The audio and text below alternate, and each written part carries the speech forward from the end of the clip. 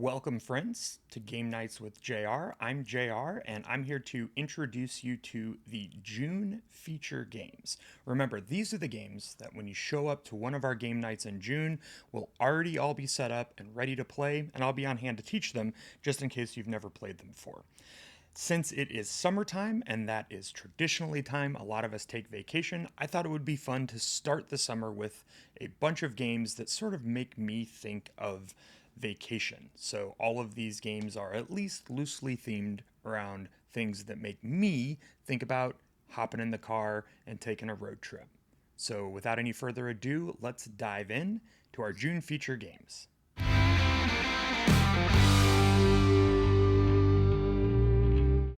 First up is 10 Penny Parks. This is a beautiful game with some pretty cool components, and everyone is taking turns doing worker placement. First up is 10 Penny Parks. This is a worker placement game where everyone is trying to build their own amusement park. It's a lot of fun, and there's a little bit of a Tetris element to it because each of the rides is shaped like a different, kind of like a different Tetris piece, and you have to be really careful and thoughtful about how you lay them out on your amusement park land. There are really cool components in this game. It's really beautiful. There's a fun carousel in the middle that has to do with like worker where you place your workers and stuff like that. It's really fun. It's not too difficult to learn at all, and as far as worker placements go, it's pretty cool. It reminds me a lot more of something like Fromage, or if you've played like Galactic Cruise or Dinosaur Island, where all of the things that you have to do really matter. There's really nothing you can do with a worker that will end up being a wasted action later in the game. So it takes some of the analysis paralysis that can be common to a lot of worker placement games off the table. Pun intended. I love 10 Penny Parks. The art is gorgeous. Again, the components are just really good. It feels good to play. And hey, you're constructing an amusement park. So it's really cool and it's really fun and it makes me think of summer vacation. So when it's too hot to go to Six Flags, hop around the table at one of our game nights and check out 10 Penny Parks.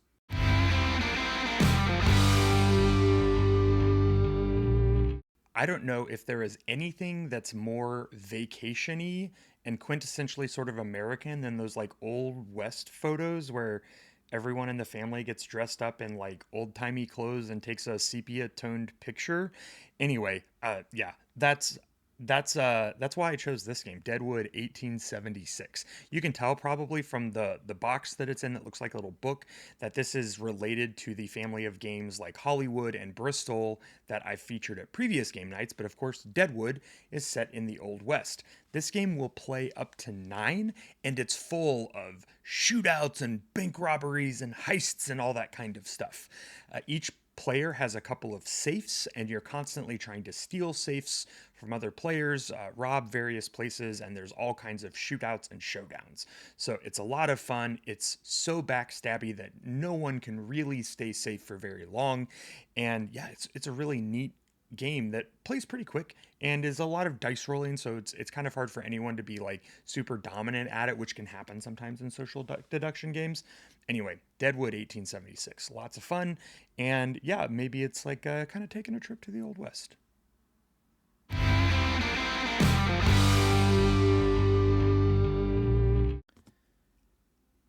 Next up, we're going international. This game is called Black Forest. It is another worker placement game, but it relies much more on resource management and production than Tenpenny Park. So they really feel like two very different games.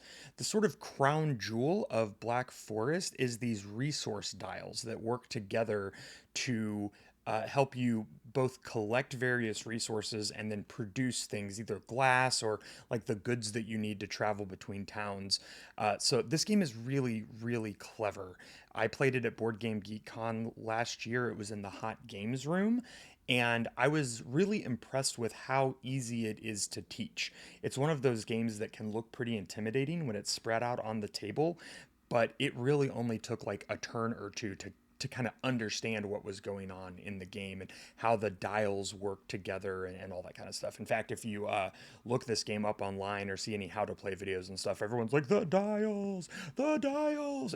They are really cool. I don't want to undercut that, right? But yeah, anyway, a really clever mechanic, and it's pretty. It's definitely got a particular aesthetic that you see in a lot of Euro games, but this one is really fun. Even though the box looks pretty plain, I mean it's beautiful, right? See that sunlight streaming through there. So yeah, if you're more of a woods than a beach kind of person for vacation, maybe think about trying Black Forest out. It's one that I cannot wait to play again, and maybe we can play together at an upcoming game night.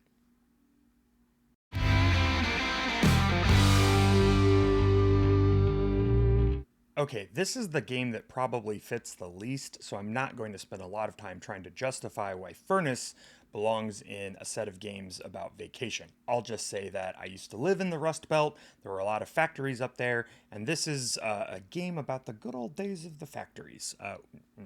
Anyway, this is a game where you're bidding and trying to build an engine, like a factory, to score points. It's a very simple game, but it's a lot of fun, and the bidding mechanic makes it really cool.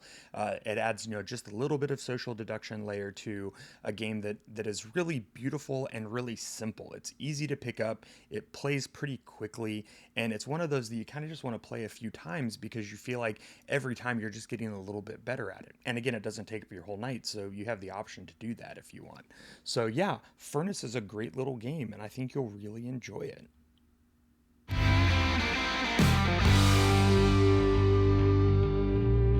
Next up is one of my newest acquisitions. It's called Deep Regrets, and it is a fishing game where the deeper you fish, the higher value the higher the point value the fish are, but the higher chances that you're going to pull up something abominable from the depths.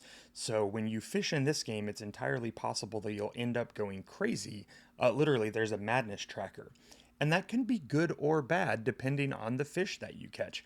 You might just want to go full crazy old dude in a boat and catch the most insane kinds of fish imaginable to blow your point totals out of the water, or you might want to play it safe, stay where it's shallow, catch some of the normal fish, and sell them for market like a totally sane and normal person.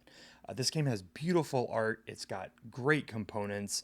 It's pretty simple to pick up and play. And yeah, who doesn't like fishing, right? I mean, I don't really like fishing, but I really like this game. Fishing games are super fun. So yeah, this is Deep Regrets, an unfortunate fishing game. That's what it says right down here. Unfortunate, because you will have regrets. You won't regret playing this game. Your character in the game will have regrets, though. Have I confused everyone fully yet? Good, you're starting to go crazy. Now come play this fishing game with me.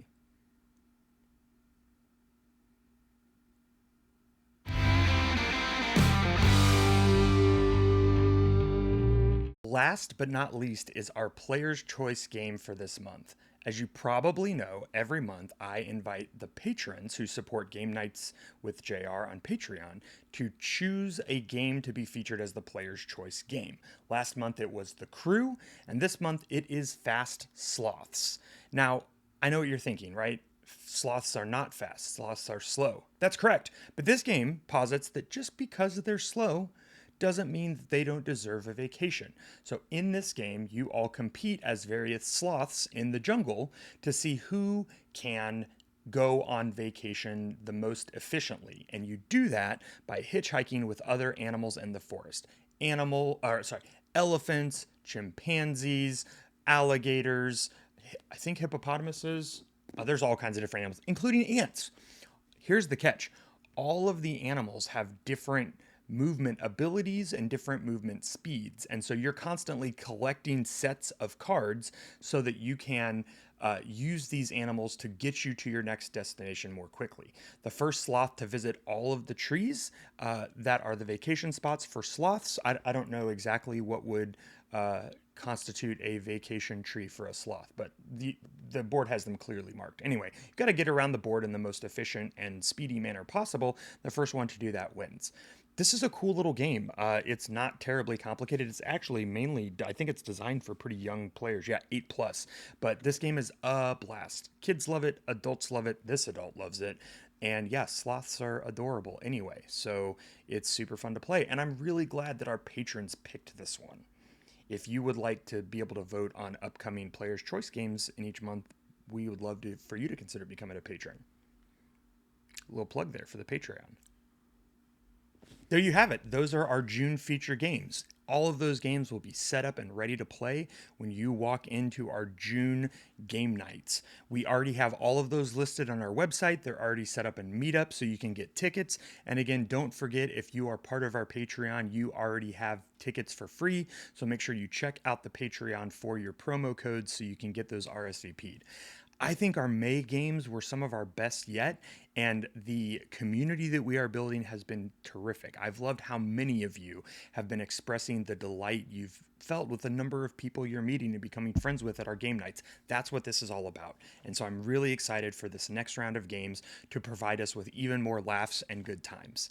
Until I see you at a June game night, take care of yourselves out there. Can't wait to play with you.